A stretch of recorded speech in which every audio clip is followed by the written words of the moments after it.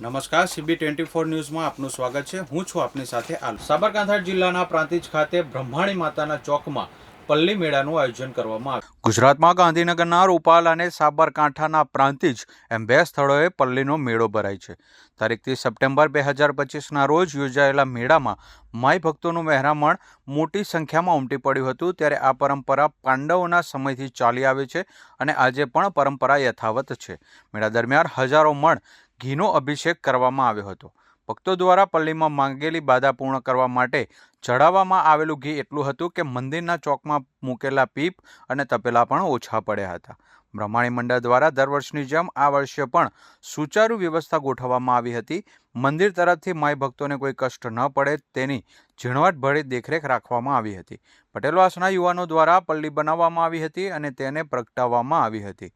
પાલખી સ્વરૂપે પલ્લીને બ્રહ્માણી ચોકમાં ફેરવવામાં આવી હતી. આતશબાજી અને ફૂલોના વરસાદ સાથે જય અંબેના નાદથી સમગ્ર વાતાવરણ ગુંજી ઉઠ્યું હતું.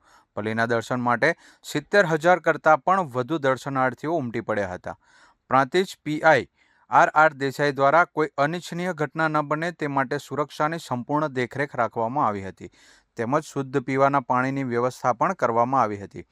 પ્રાંતિજ નગરપાલિકા દ્વારા એમ્બ્યુલન્સ અને ફાયર ફાઇટરની વ્યવસ્થા પણ ગોઠવવામાં આવી હતી. ત્યારે પ્રાંતિજ સહિત આસપાસના માઈ ભક્તોએ માતાના દર્શન કરી મેળાનો આનંદ માણ્યો હતો.